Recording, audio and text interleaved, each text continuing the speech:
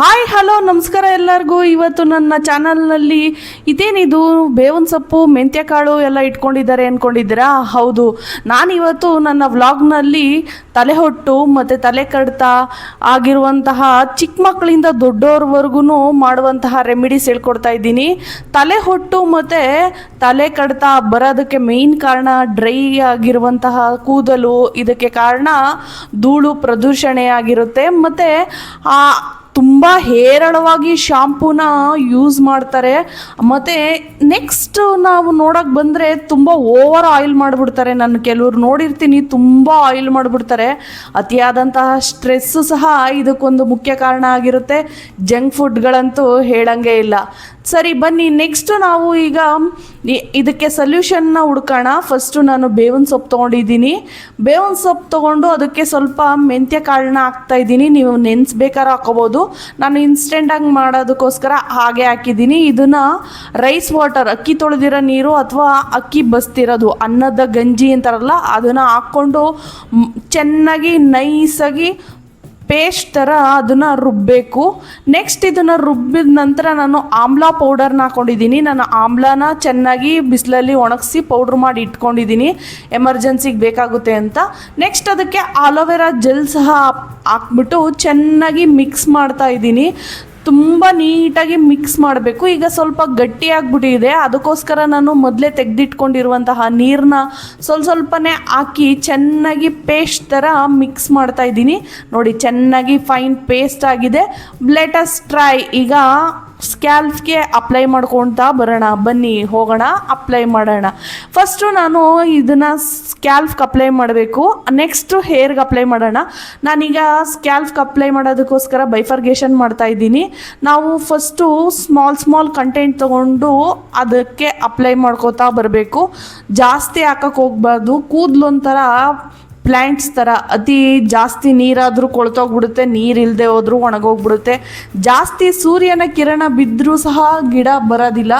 ಆ ಥರನೇ ನಾವು ಸಾಮಾನ್ಯವಾಗಿ ಓವರ್ ಆಯಿಲ್ ಮಾಡಿಬಿಡ್ತೀವಿ ಕೂದಲಿಗೆ, ಅಥವಾ ಓವರ್ ಶ್ಯಾಂಪು ಮಾಡಿಬಿಡ್ತೀವಿ, ಜಾಸ್ತಿ ತಲೆ ಸ್ನಾನಗಳು ಮಾಡ್ತೀವಿ.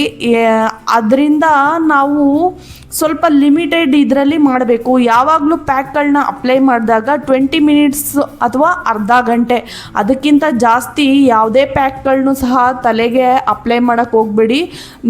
ಅದನ್ನು ತೊಳೆದ್ಬಿಟ್ಟು ನೀಟಾಗಿ ಹೇರ್ ವಾಶ್ ಮಾಡಿಬಿಡಿ. ಸ್ಕ್ಯಾಲ್ಫು ಗ್ರೀಸಿ ಮತ್ತು ಗ್ರೀಸಿ ಆಗಿರೋ ಕಾರಣದಿಂದನೇ ಜಾಸ್ತಿ ಹೇರ್ ಡ್ರೈ ಆಗೋದು. ಮತ್ತು ಓವರ್ ಶಾಂಪು ಮಾತ್ರ ಯಾವುದೇ ಕಾರಣಕ್ಕೂ ಮಾಡೋಕ್ಕೆ ಹೋಗಬೇಡಿ. ಶಾಂಪು ಜಾಸ್ತಿ ಮಾಡ್ತಾ ಗ್ರೇ ಹೇರ್ಸು ಸಹ ತುಂಬ ಜಾಸ್ತಿ ಆಗುತ್ತೆ.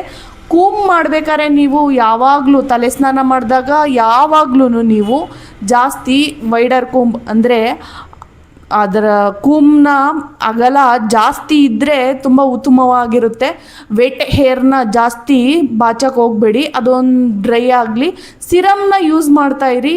ಇಲ್ಲದೆ ಹೋದರೆ ಹೋಮ್ ಮೇಡ್ ಸಿರಮ್ ಸಹ ಇದೆ, ಅದನ್ನು ಸಹ ಅಪ್ಲೈ ಮಾಡಿ ಕೂಮ್ ಮಾಡೋಕ್ಕೆ ಟ್ರೈ ಮಾಡಿ. ಕೂದಲು ಎಷ್ಟು ಆರೋಗ್ಯವಾಗಿರುತ್ತೋ ಅಷ್ಟು ಚೆನ್ನಾಗಿ ಕಾಣುತ್ತೆ. ನಮ್ಮ ಫೇಸ್ಗೆ ಕೂದಲೇ ಸಹ ಇಂಪಾರ್ಟೆಂಟ್ ಅಲ್ವಾ. ನೆಕ್ಸ್ಟ್ ಇದೆಲ್ಲ ಅಪ್ಲೈ ಮಾಡಿ ನಾನು ಲೈಟಾಗಿ ಒಂದು ಮಸಾಜ್ ಕೊಡ್ತಾಯಿದ್ದೀನಿ. ತುಂಬ ಹೆವಿ ಮಸಾಜ್ ಕೊಡೋಕ್ಕೆ ಹೋಗ್ಬಿಡಿ. ಸ್ಕ್ಯಾಲ್ಫು ತುಂಬ ಸೆನ್ಸಿಟಿವ್ ಆಗಿರುತ್ತೆ. ನಾವು ಅದನ್ನು ಎಷ್ಟು ಬೇಕಷ್ಟೇ ಇದು ಮಾಡಬೇಕು. ಈಗ ನನಗೆ ಲಾಂಗ್ ಹೇರ್ ಇರೋದ್ರಿಂದ ಲಾಂಗ್ ಹೇರ್ಗೆ ಯಾವ ರೀತಿ ಅಪ್ಲೈ ಮಾಡೋದು ಅಂತ ನಾನು ತೋರಿಸ್ತಾ ಇದ್ದೀನಿ. ನೋಡಿ, ನಾನು ಯಾವಾಗಲೂ ಲಾಂಗ್ ಹೇರ್ನ 3 ಡೈರೆಕ್ಷನ್ನಲ್ಲಿ ಅಪ್ಲೈ ಮಾಡ್ತೀನಿ.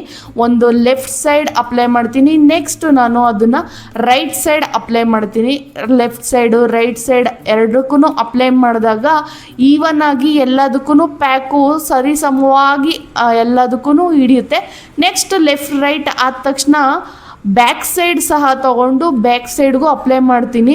ಕೂದಲಿಗೆ ಯಾವಾಗ್ಲೂ ಅಪ್ಲೈ ಮಾಡಿದ ತಕ್ಷಣ ಶವರ್ ಕ್ಯಾಪ್ ಆ ಥರ ಏನಾರು ಹಾಕಿ ತುಂಬ ಡ್ರೈ ಮಾಡೋಕ್ಕೆ ಹೋಗ್ಬೇಡಿ. ಅದನ್ನು ಉಜ್ಜಿ ತೊಳೆಯೋಷ್ಟ್ರಲ್ಲೇ ಅರ್ಧ ಕೂದಲೆಲ್ಲ ಬಾತ್ರೂಮಲ್ಲೇ ಎಲ್ಲ ಉದುರೋಗ್ಬಿಡುತ್ತೆ ಕೂದಲು.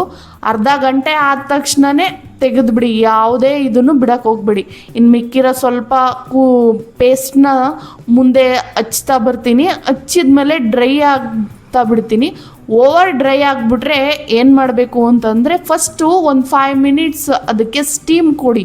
ಸ್ಟೀಮ್ ಕೊಟ್ಟರೆ ಅದು ಫುಲ್ಲು ಗಟ್ಟಿಯಾಗಿಬಿಟ್ಟಿರೋ ಪ್ಯಾಕು ಸಾಫ್ಟ್ ಆಗಿಬಿಡುತ್ತೆ. ನಾನು ನೋಡಿ ಎಷ್ಟು ನ್ಯಾಚುರಲ್ ಆಗಿ ಬಂದಿದೆ. ನಿಮ್ಗೆ ಏನಾದ್ರು ವಿಡಿಯೋ ಇಷ್ಟ ಆದರೆ ಲೈಕ್ ಮಾಡಿ, ಶೇರ್ ಮಾಡಿ.